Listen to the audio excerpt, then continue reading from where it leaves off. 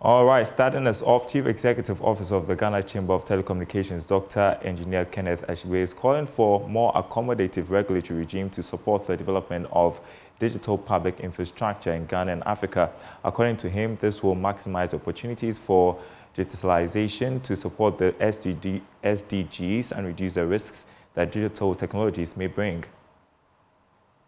So we have gathered here today on the final day of the 3i Summit, 3i Africa Summit. We are proud to present MT4D 2024, dealing with the digital public infrastructure track, an opportunity to harness the power of mobile technology for sustainable development. Together, let us explore new horizons, forge meaningful partnerships, and pave the way for a brighter future for Ghana and the continent Africa.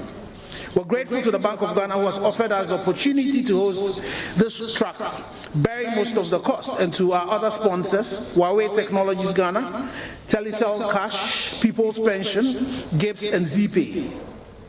We are grateful for your continued support. As we welcome you to MT4D 2024, we are also preparing for MT4D 2025 next year, an event that will be championed by FIFA and the EMI Chamber of Ghana. For today, let us enjoy and contribute to developing Africa and Ghana's digital public infrastructure to ensure that we carry all Africans on this journey of financial inclusion and the development of our continent.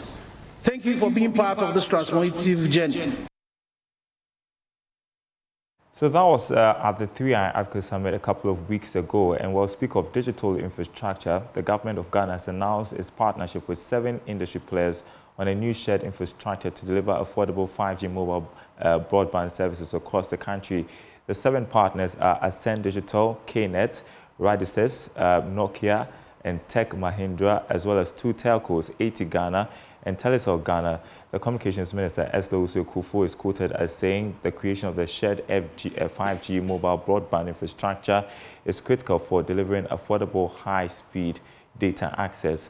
Lead for Eyes of Africa, Henry Kobler, joins me to discuss this. So, Henry, the government partnering 7 industry players on a new shared infrastructure to deliver 5G. It looks like we are making some progress there. Thank you very much, Daryl. So yes, we're making some level of progress, even though it's longer with you. I think that the partnership comes in to definitely bring in some level of upgrade to the infrastructure of the digital platforms which we sort of have, and could make a better use of what we actually put in place in terms of policy guidelines and in terms of infrastructure to be able to support most of the digital platforms that people are sort of building to sort of enhance the improvement of our digital space in Ghana. I think that it's long overdue, but them coming together, I mean, if you're looking at Ascend's contribution to the industry, we're looking at KNet, which has been in existence for quite some time, and then Nokia, relatively with that quality infrastructure worldwide coming in terms of this partnership. And then you have the Indians also coming in, and then you have the 2 telecoms in Ghana coming on board as well to definitely be able to broad spectrum it to customers. I think that it's a way in the right direction, and it should rather be embraced. Yeah, tell us a bit more about how this benefits our economy if we're able to deliver 5G. I mean, all these companies coming together now come to possibly put in as one company, which would definitely be called the next gen infrastructure company. And so they sort of come into put across the infrastructure that enhances the internet possibilities for almost all the digital platforms that are available to us here in Ghana. And I think that they're sort of looking at deploying this in the next 6 months, and then after that to be able to even deploy to other African countries as well. And generally, when we're looking at the internet possibilities, I mean, it's endless, and the quality of the internet, and as much as possible, also the cost of the internet is much important. And so if they're coming in to put in the infrastructure, service it, and be able to broadcast it to customers, and it comes at a very affordable rate, and also to be able to have the quality of internet. I mean, I think that it benefits almost every industry. I mean, the healthcare, the education sector, the fintech industry, almost everybody sort of depending on the internet infrastructure now. I mean, when we had the blackout on the internet, I mean, almost every business had to come to a halt. And so that's just because of internet. I mean, it's a very top security infrastructure that we actually looking at. And so it basically benefits almost everywhere. Now healthcare is sitting on lines of the internet. I mean, people are not just being issued pharmacy papers again. I mean, you just have to walk to a pharmacy and your details and everything is sitting on the internet. And so it sits at a very core part of our lifestyle now. And I think that it's a bigger headway in the infrastructure that they sort of come in. And I'm looking at the partners that are coming together. I think that there's some level of quality that is going to come in from there as well. Oh, well, let's address the elephant in the room, shall we? The fact that MTN Ghana, a major player in the telecom sector, was not named amongst the 7 partners. Leaves you wondering.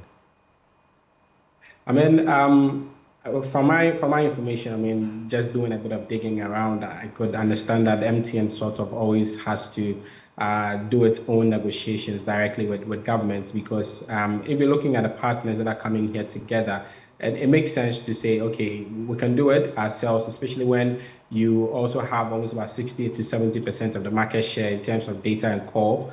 And definitely you would always want to just have some level of control when you sort of put in this infrastructure. And I think that MTN has the wings enough to definitely do this and even beyond. I mean, if you must recall, they had already made this call way before the partnerships had actually come into place. And so MTN was already geared for this already. And I think that it's a call in the right direction if they get into a separate agreement with government, and they can be able to put up their own infrastructure and have total control of their infrastructure. I mean, if all of the major telecoms are all sitting on the same network and there's a blackout, you can understand how it's going to be. And especially when almost about 60 to 70% of it is sitting with them, they would always want to have control of it. And so I think it makes sense if they're sort of not part of this partnership, but always has they have the ability to put in this infrastructure as well and have some level of alternative infrastructure that serves their customers as well. I think that it doesn't really call for panic. I believe MTN would have basically always come in. I don't think that NTA would have already stifle the growth of MTN, already understanding that they sort of have the majority share and sort of play some level of monopoly in the industry. They sort of would have their own terms to come up with. All right, Henry Kobler, lead Eyes of Africa. Thank you so much for joining us for Let's Talk Tech. I appreciate your time as always. And